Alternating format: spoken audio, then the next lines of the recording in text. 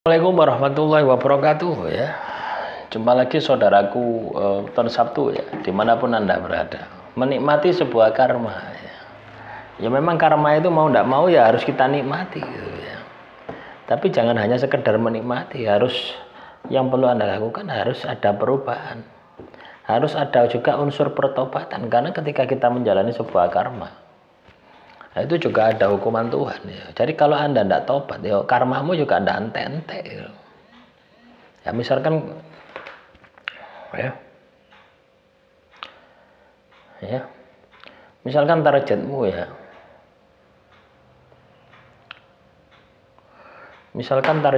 katakanlah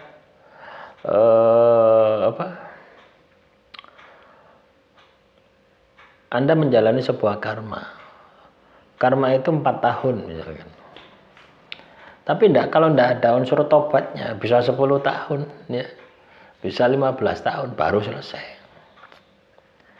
Ya pada intinya ketika kita ini dikasih kesempatan sama Tuhan ya, teman-teman Weton Sabtu, untuk menjalani karma, itu kan kesempatan Tuhan untuk menebus dosa kita gitu.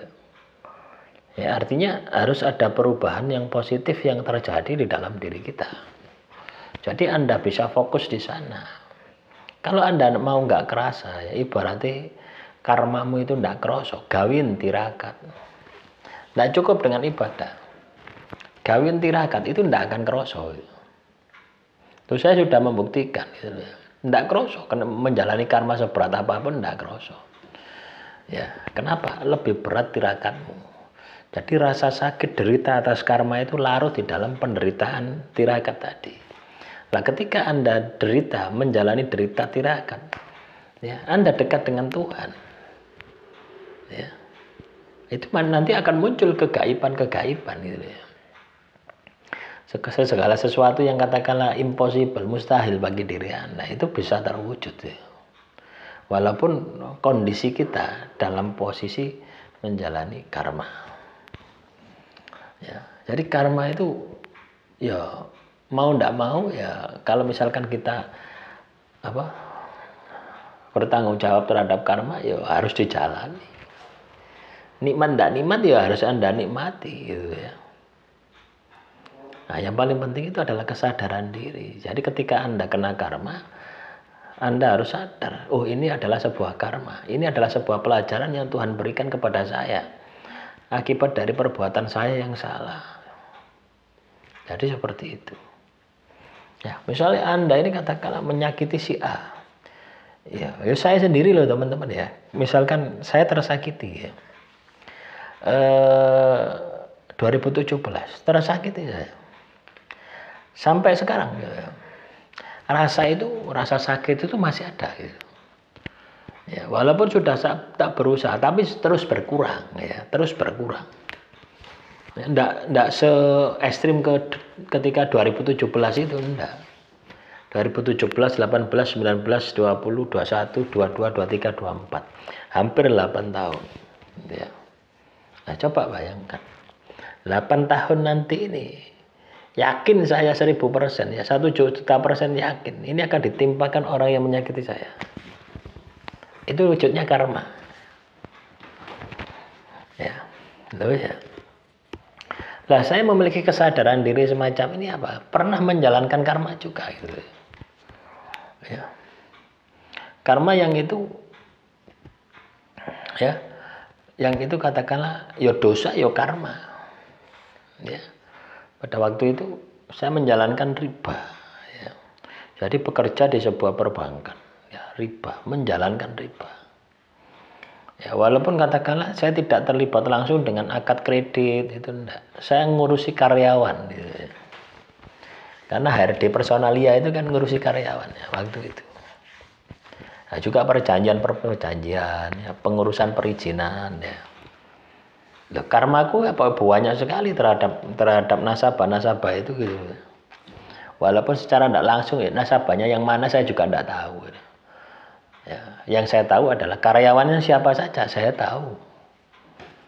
Nah, itu pun menanggung dosa karma, menanggung hukuman Tuhan itu sangat berat sekali ya. 2000 berapa ya? 2005, 2006 sampai 2011. Ya, 4 tahun 9 bulan saya bekerja di perusahaan itu. Ya. Saya pikir katakanlah 2015 selesai ya, kalau misalkan itu dipok-pokno itu loh ya. Kalau itu 5 tahun ya harus 5 tahun selesai. Ternyata tidak, sampai sekarang itu rasanya itu masih ada. Walaupun setiap tahun itu selalu berkurang ya, tidak se ekstrim ketika di awal gitu ya. Nah, itu teman-teman. Dari situ menjadi pelajaran saya bahwasanya saya tidak akan menyakiti orang lagi. Gitu. Baik itu sengaja atau tidak disengaja. Baik itu paham ataupun tidak paham. Gitu.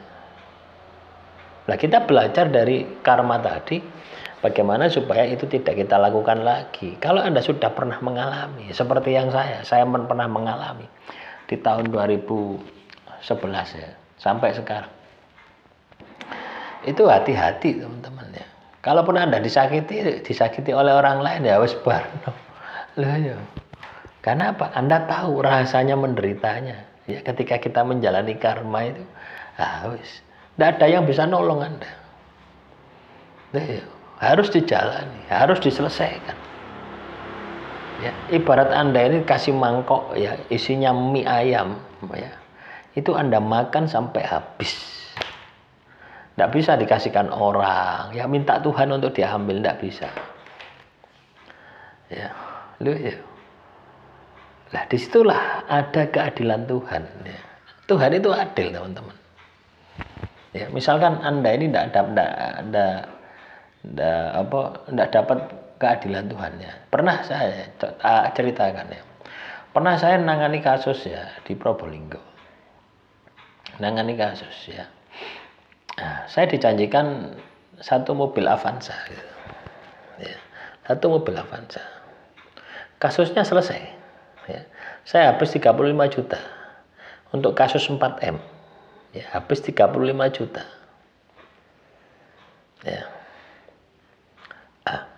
Itu tidak dikasih, hak saya tidak dikasih, operasional saya 30 juta juga tidak dikasih. Ya sudah biarkan, sudah ya, tak tutup sampai detik ini ya, ibaratnya tak akhiri ya, kerjasama kita tak akhiri.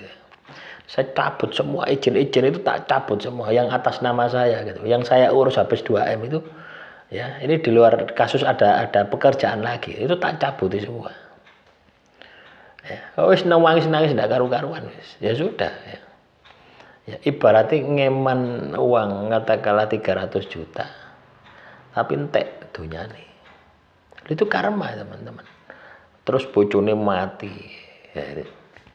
Padahal waktu itu ya, waktu itu dia nangis-nangis ya di depan saya, itu nangis-nangis, Pak saya minta tolong wes ya, minta tolong, nah, ini nanti untuk Bapak, mobilnya sudah ada, ini nanti untuk Bapak kalau kasus ini selesai. Nah, ya wes saya bantu. Nah, selesai teman-teman ya. Tidak ada 1 bulan itu selesai. Rumahnya itu yang harga punya utang 4M itu, rumahnya itu mau disita, itu pun juga selesai. Ya, kita menggunakan ilmu hukum ya. Kita menggunakan ilmu hukum, kita lihat perjanjiannya itu lemah ya. Harus tak nego kan. Ya, itu. Apa yang terjadi? Karma teman-teman ya. Karma dia habis suaminya meninggal dunia, izinnya macet, tutup, hancur pokoknya ya. Dia masih ngejar saya gitu loh ya, Pak saya minta tolong ya, saya minta tolong untuk pengurusan tanah yang sudah saya beli, itu puluhan hektar gitu. Tanah-tanah tambang itu. Sudah Bu ya, terima kasih ya. Saya bilang matur suwun ya, terima kasih ya, saya tidak akan jatuh ke 2 kalinya ya. Jadi gitu teman-teman, saya lebih baik menghindar ya, karma itu berlanjut ya, sampai sekarang ya. Nah itulah teman-teman, jadi sebuah karma itu akan lebih berat ya. Karma itu lebih berat daripada perbuatan kita gitu. Kita menyakiti, katakanlah kita menyakiti 10 poin gitu ya. Karma itu bisa 20-30 poin. Ya, makanya belajarlah ya dari sebuah karma, dari sebuah tindakan kita. Jangan sampai menyakiti orang.